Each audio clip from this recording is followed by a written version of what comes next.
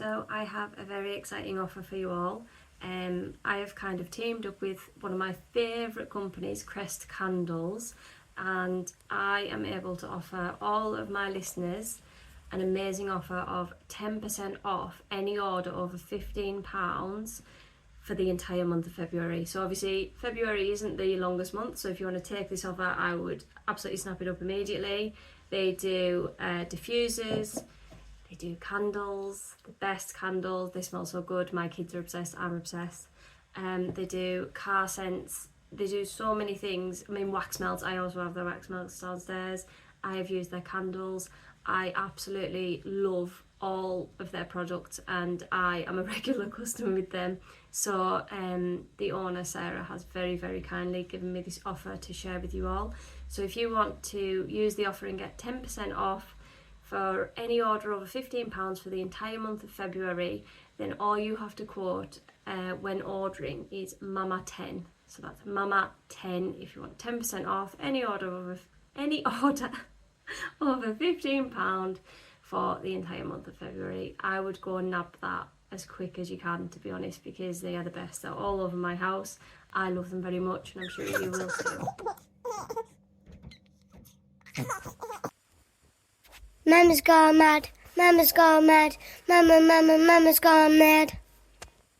Hi, I'm Brenna, and this is the Mama's Gone Mad podcast. Mama's gone mad. Mama's gone mad. So today I'm going to be carrying on the worries, basically. I got a really lovely response from so many mothers about the last episode I did on worries. So many women saying that they couldn't believe that it was like I was speaking for them. It was like I was reading into their minds. They couldn't believe that they have the same worries as everyone else, that, you know, we all worry in silence about these silly things. I say silly, of course they're not silly, but it's silly that we worry in silence and get ourselves worked up, isn't it? So following on from that, I'm going to do an episode about my personal worries.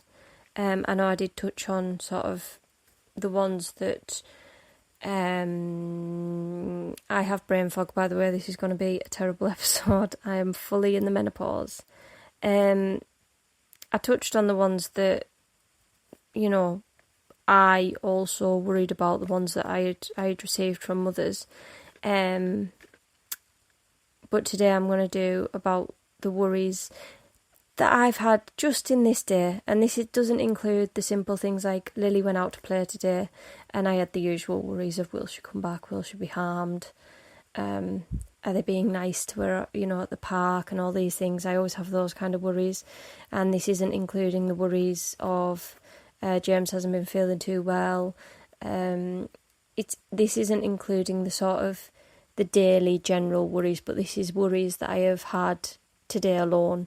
And I guess this is to figure out for me if I am normal to worry this much, this excessively, or if maybe I need help. I know I do worry a lot.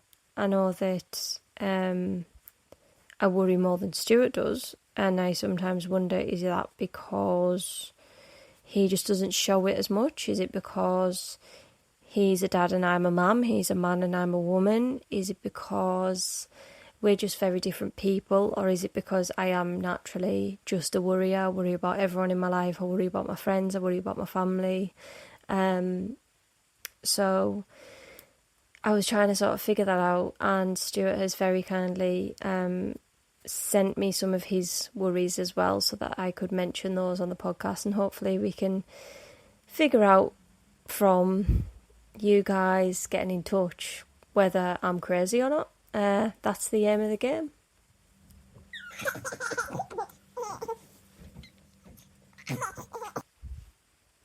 So one of the first worries I had today was, I worry about this daily as well. I worry that Lily and James maybe think that we love Alessia more, or that she's our favourite simply because she needs more of our attention. I worry that they don't understand that we are literally keeping her alive, because toddlers are psychopaths. They're, demons. They're mental and they need tamed. They need stopped. They need taught not to harm themselves every second of every day. And obviously, because Alessia can't fully speak for herself yet, although she's getting better, like she started saying where, which is mega cute, and Lily and all that, but I digress. Because she can't speak for herself, I speak for Alessia, because I think naturally as a mum you get a good idea of what they do and don't want. And sometimes Lily and James can be quite touchy with her and quite, when they want to play, they'll pick her up and play around with her, and sometimes she loves that. She loves like the rough and tumble, and then other times Alessia is kind of like me and is very much, no, I don't want touched. I want left alone now. I'm done with socialising. I'm done with playing. I want you to leave me alone and stay away from me. And they don't get that, so I have to step in and say that. I have to do it to Stuart as well. I have to say to him, like, no, she doesn't want that. And I don't think he understands how I know that. And I don't understand that either, but I just do. And I'm guessing that that's just natural between mothers and babies. You have this link, you have this connection, you've grown them. It was me up with her all night when she was little, and I fed her, and it's natural, isn't it? You grow this bond and you just know what they need and what they want.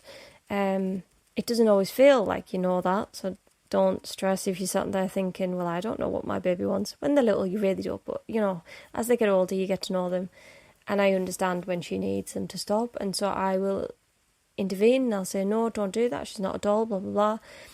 But then I do worry that they think that my attention on her is a love that I only have for her, which is not the case. Obviously, I had to give them that attention when they were that little.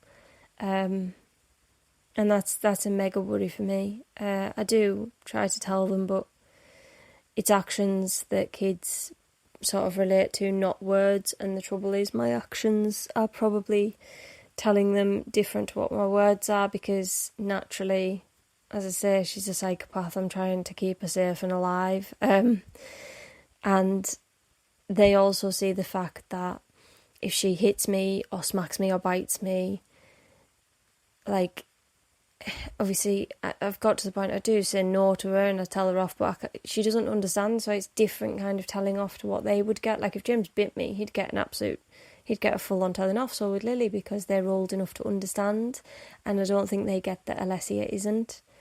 So that's always a worry for me. That is a daily worry for me. Another one that I've been worrying about recently, and actually it links into a worry that I have for my marriage in a way. Stuart sent in one worry about our relationship, and I've written down a few, and this kind of links into one, so I'll do that at the same time. I worry that we should have tried harder to get Alessia into a routine, and I also worry that since she's been born, we should have been stricter with ourselves on keeping Lily and James's routine more stable. Their bedtime routine, I mean, over half term, it's been a case of, while we're putting the baby to bed, we figure out if they can come to bed, because are they going to be too noisy? Is she down enough? Because, and it's quite selfish really, it's because we want the time to be alone, because we haven't been getting much of it. Like it's in snaps, it's in stages, you never know if you're going to get an hour together in the evening, or even if you're just going to get your bed to yourselves. Like 3 kids, any of them could come in, and they're always welcome in our bed, and they all know that, but it can be very hard to break a cycle. And the thing with Alessia was, because she was breastfed and I was in a state of survival, to put it as nicely as I can, I guess, I co-slept with her, and Stuart slept with us sometimes, but sometimes he would be on the sofa, which meant she never really had a bedtime routine as such, because I went to bed with her, and that worked well until she was ready to come off the boob and be in her own space. And then, it was weird, and it was nice because we got like our evenings back. But I do worry that I do worry that we made a mistake in not pushing a routine with her sooner, like we did with Lily and James when they were young. But of course, the difference with them was they were close together. I have spoken here before about the fact that Stuart worked away more often then. We just got ourselves into a nice little routine with Lily. I say nice little routine, obviously it was hard, we had hard times, but I think because he was away sometimes with work, it was very much, for me to cope, I had to have them in a routine. I had to know that I could have an hour alone downstairs, because I'm not always great if I have to constantly be around people. I'm quite happy in my own company sometimes, and when you're a parent, I think that's a really difficult way to be, because it's like being at a party, you can't leave. And yeah, I worry that this time round I was a bit too lax, and with breastfeeding it made it harder. But then again, I guess maybe I would have never got any sleep, so I suppose that's how I try to look at it. Here's one that I worry actually about constantly. I worry that I look at my phone too often. I say I worry about it. I know I do. I know I look at my phone too often, because everything is on our phones. Our schedule is on my phone. The kids' school stuff is on my phone, like the app and stuff to keep updated with anything from school. Emails are on my phone. Any way of contacting me is on my phone. And then naturally, I think sometimes we get caught up in, like scrolling, and maybe someone will message us, and then we get caught up in a conversation. And I just worry that I look at my phone far too often, and I feel like sometimes it feels like time is whizzing by and I'm missing it for looking at that.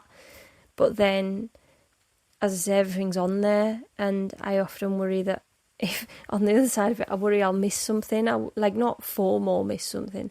I worry that I'll literally miss something about school. Like, they send so many updates on this app and via email and stuff. I'm worried I'll miss something. So it's very difficult. And like, obviously, if Stuart's at work, I might miss something he says. I don't know. I think that's one that a lot of people worry about, and I think that that's one that we all have to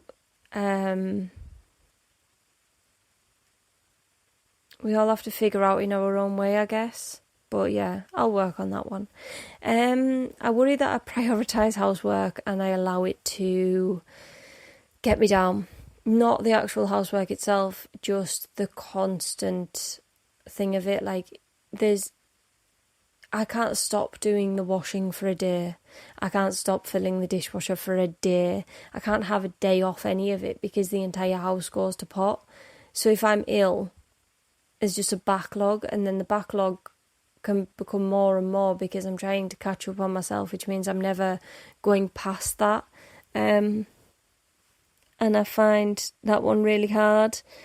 I think that's totally normal. A lot of mothers feel that way, and I don't think, no offence, I get that some dads will be the anal ones. I feel like I'm the anal one in our family, but I think it tends to be the mother who's like very, this needs done, that needs done, we get it done. And I don't mean that to sound sexist. I think that is just naturally how it is, or that is how it is within the families that I'm surrounded by, the people that I see and how I grew up. I see that. And I'm not saying that my dad did nothing and Stuart does nothing. They do. They fill the dishwasher. Stuart will put a wash load on. He tried mopping the floor recently and he couldn't figure out why it was so hard to do, which made me laugh. And we had a chat about that today, because he was helping move furniture and that around for me so I could mop the floor, like lifting the dining chairs and stuff, because they're really heavy. And then he was putting them back down, but he hadn't wiped the bottoms of the chairs, so then he was putting them down, and there was like crumbs and stuff coming off them. So then I was telling him off. Yeah, prioritising housework. I feel like I'm always doing that, and then I'm missing out again, and I worry my kids are missing out because I'm constantly doing housework. But then if I don't do the housework doesn't get done.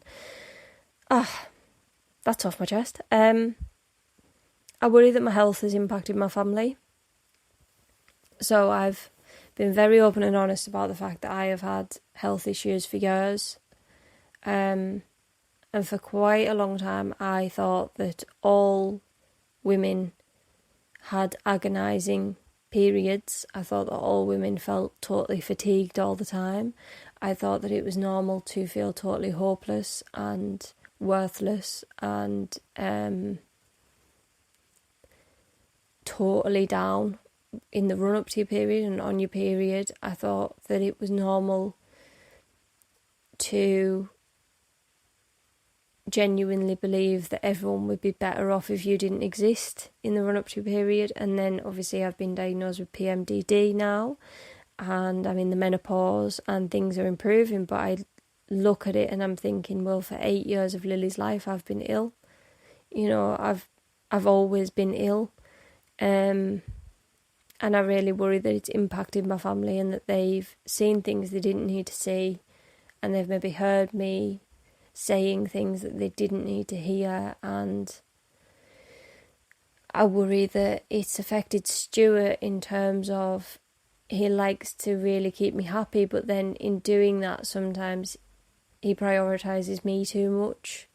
And so if he knows I want a tidy house, rather than saying, no, sod it, let's get out, let's go out for the day and have a nice day for the kids' sake, he'll prioritise that we stay in and do housework. And then it, like, obviously that does help, but then it also doesn't, because then they've missed out on a great day. It's hard, isn't it? I think it's one of them you can never win with some things, but I really worry that my health has impacted my family, both my mental health and my physical health. I worry about how the kids are going to grow up, having seen what they've seen. You know, I've had to sit them down quite a few times and say, this isn't normal. This isn't, you know, Lils, don't worry, because she started worrying about when she gets her period. Is she going to be in this much pain? Is she going to feel like this?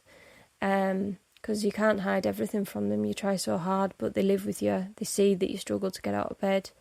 They see that you're covered in heat patches and hot water bottles all the time. Like I used to have, I still got it.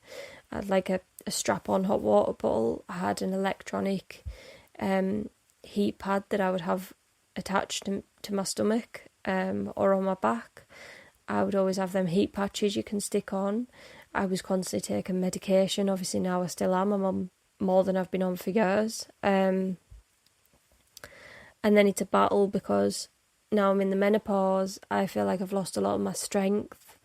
It can be terrible for your bones, especially at my age. So I'm trying to do more workouts, and then I'm trying to say to Lily, because in the workout videos on YouTube, it's all about weight loss. It's all about weight loss. It's all about losing this many pounds or this many inches. So I'm trying to say to Lily, Mummy's not doing it for that.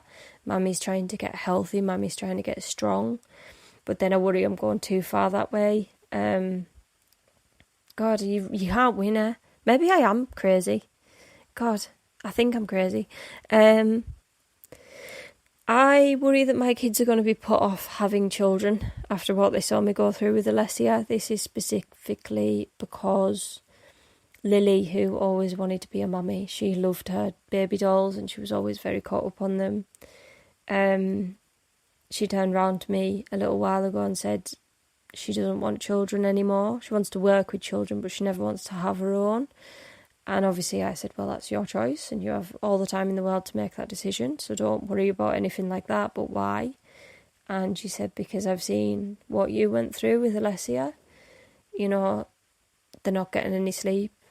They're not being able to put her down and do anything. The sleep deprivation and what it did to me. My mental health suffering.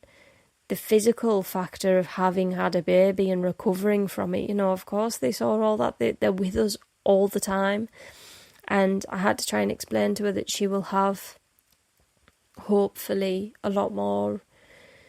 I have all the support mentally that I need. But physically, unfortunately, due to our circumstances with family, you know, obviously my dad's health, and my mum works full time, and obviously she has to prioritise my dad's health. And Stuart's parents look after his gran, and my nana is, you know, not as young as she was when she used to look after me.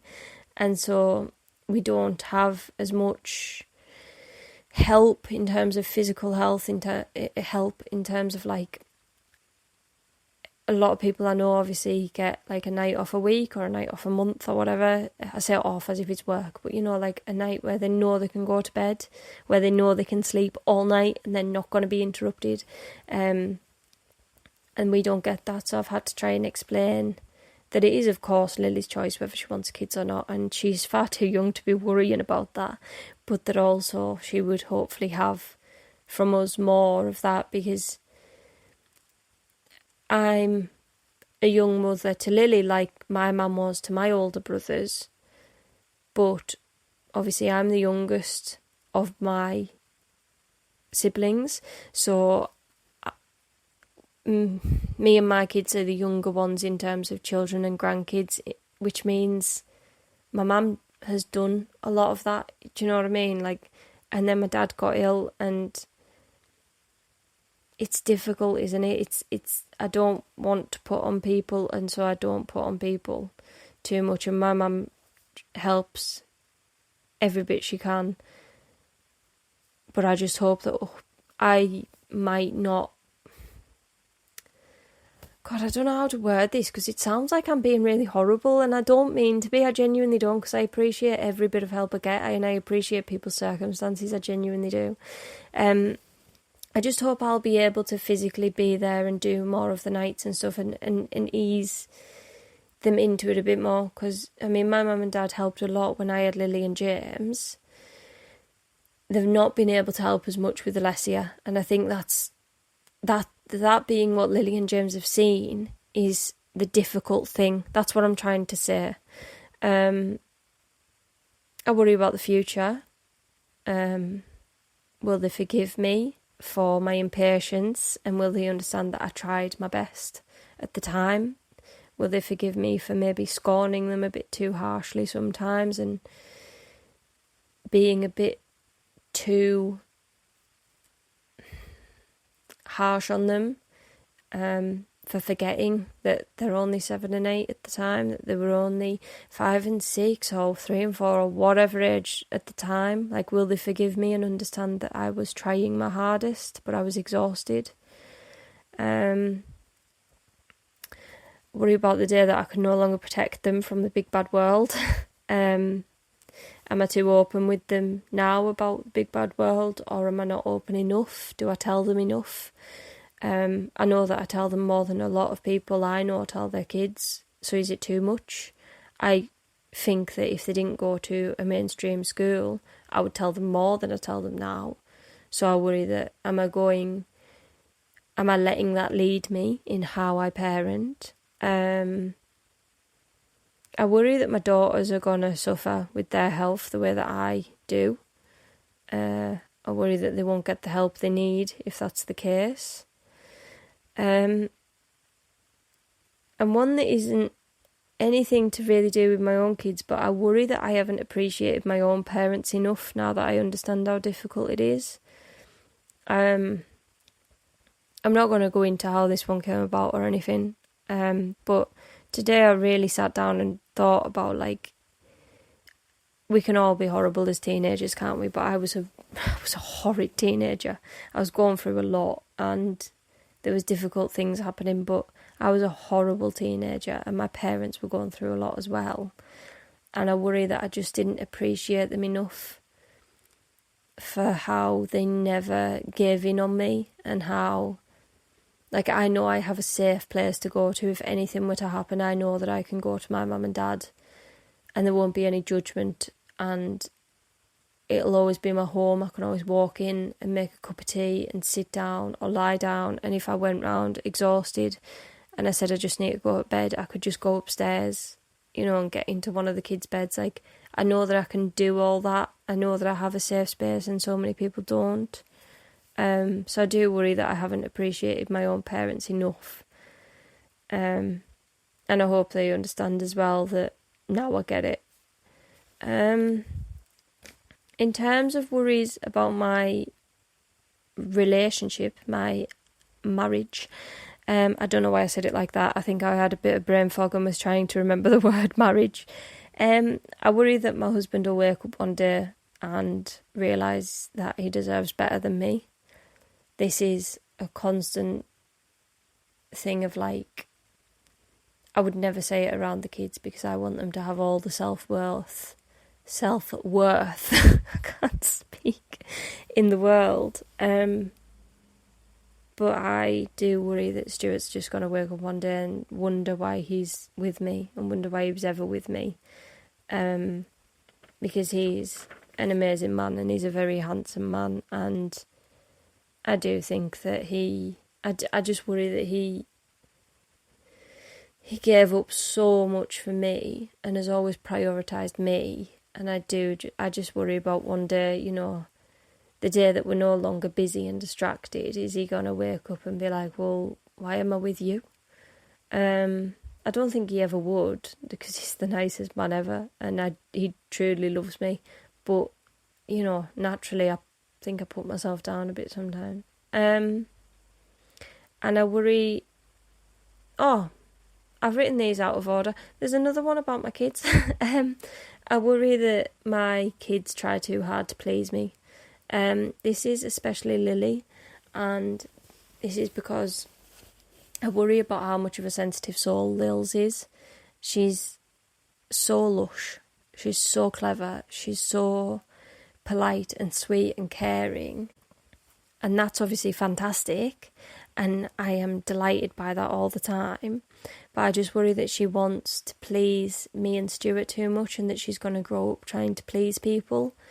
I think in this world, growing up to maybe be an Alessia, you'll be happier than you will be being a Lily. Lily looks for a lot of... what's the word? Brain fog.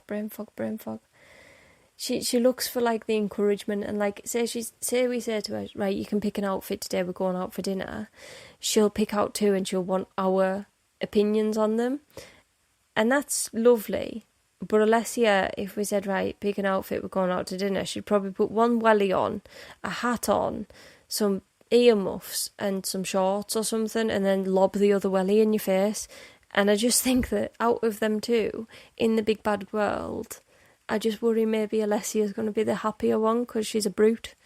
And Lily's so lush. I think I'm just worried that when I can't protect her anymore, she's going to bring herself down looking for that. And I think that sensitive souls need protected. But maybe that's just me. I mean, she is class. When she was in reception, she's always been small like me, like in height. When she was in reception, she couldn't reach into the sandpit, and she would try and she would literally like tip her feet off the ground to lean into the sandpit to reach. And there was another child in her class who said to her, "You're too young to be in here, you're too little, you should be in nursery." And Lily apparently stomped her foot, literally clenched her fists and said, "I am 4 and I am old enough to be in this class," and was just very, so maybe it's just the side we don't see of her. I do hope she's going to be all right, but I guess that's just natural, isn't it? We worry about them so much.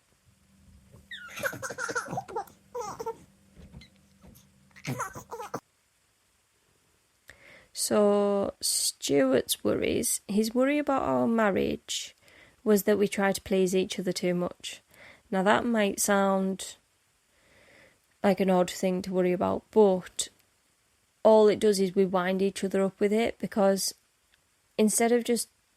Because a lot of the time neither of us are too bothered about something like... So say we say, oh, should we do this today? And the other says, yeah, I can do. Then we overthink it and we're like, well, should we?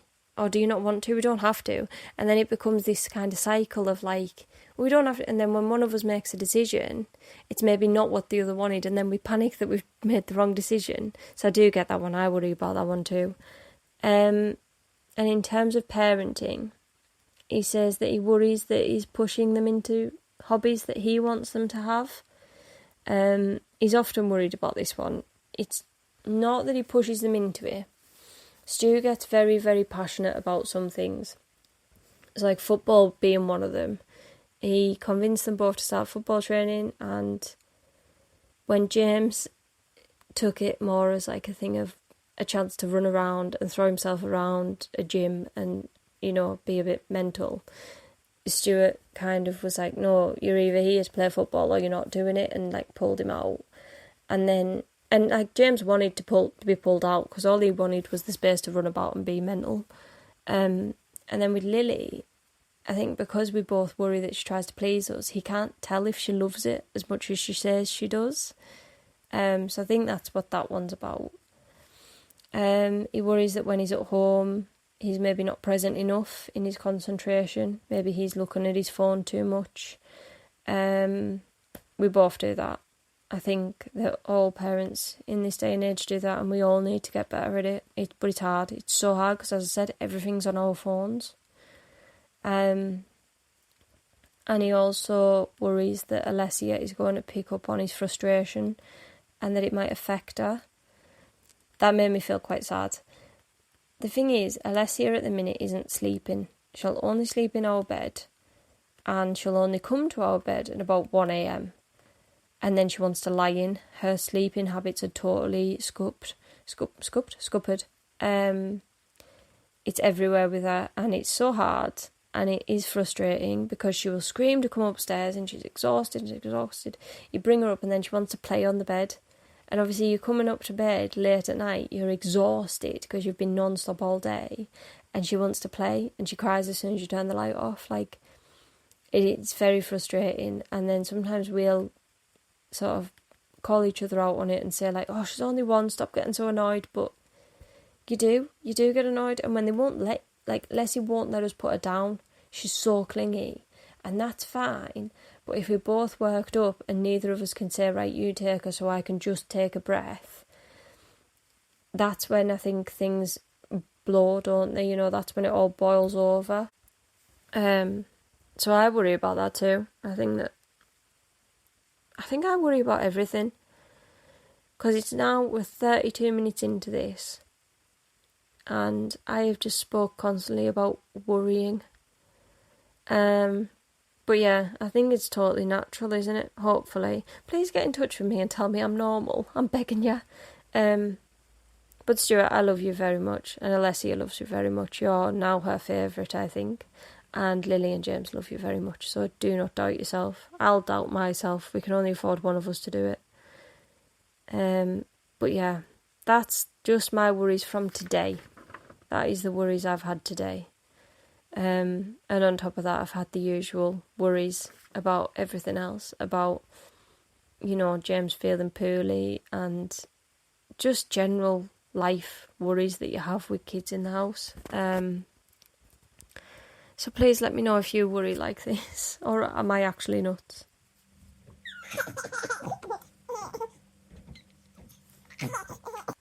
If you'd like to receive 10% off any order over £15 for the entire month of February from Crest Candles, just use the code MAMA10 at checkout.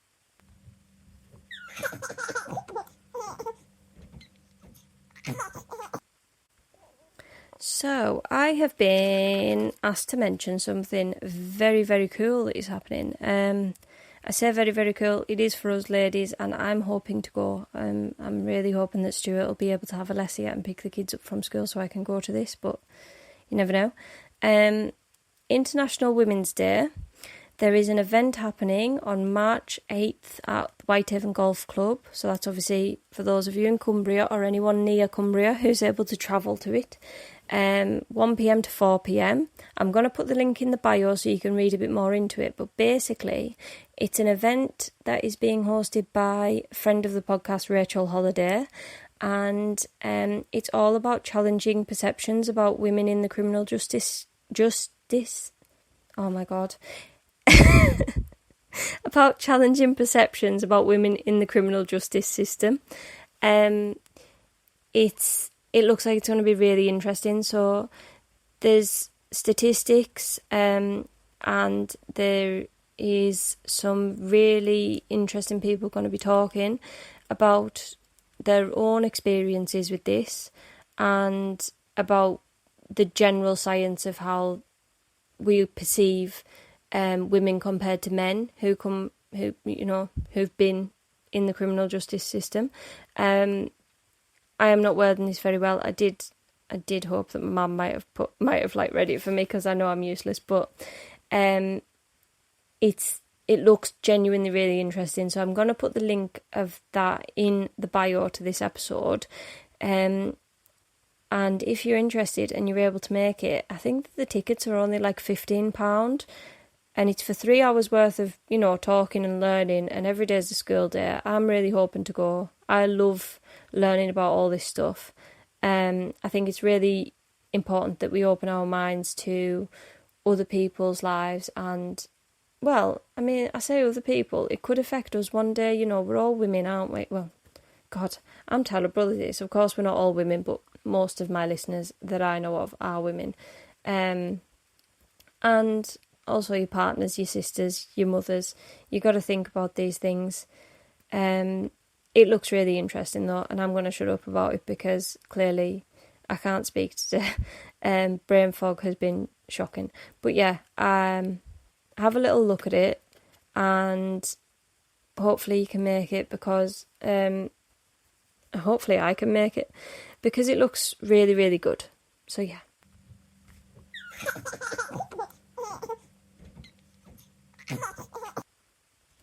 So I have a very exciting offer for you all. I have kind of teamed up with one of my favourite companies, Crest Candles, and I am able to offer all of my listeners an amazing offer of 10% off any order over £15 for the entire month of February. So obviously February isn't the longest month, so if you want to take this offer, I would absolutely snap it up immediately. They do diffusers, they do candles, the best candles. They smell so good. My kids are obsessed, I'm obsessed. They do car scents, they do so many things. I mean, wax melts, I also have their wax melts downstairs. I have used their candles. I absolutely love all of their products, and I am a regular customer with them. So the owner, Sarah, has very, very kindly given me this offer to share with you all.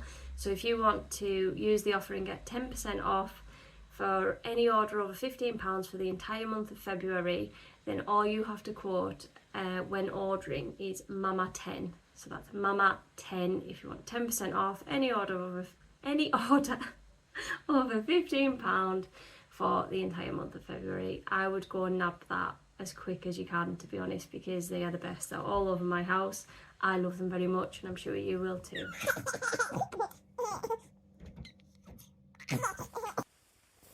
So this has been a much longer episode than I planned. I apologise for that, but I hope you've enjoyed it. I'm going to leave it there for today. Please remember to follow the Instagram at mamasgonemad_podcast, and email me with anything at all, mamasgonemad23@gmail.com. And please, please, please, if you think that it's worth it, if you're enjoying the podcast, could you please leave a rating on Spotify and a review on Apple Podcasts? It makes a massive difference. I think you can also leave them on Amazon or Audible. It genuinely makes a huge difference. And if you could also subscribe, it really helps the podcast. It helps other people find it, and yeah, hopefully helps a few more mums out there. Thank you so much, as always, for listening to Mama's Gone Mad. Mama's gone mad. Mama's gone mad. Mama's gone mad.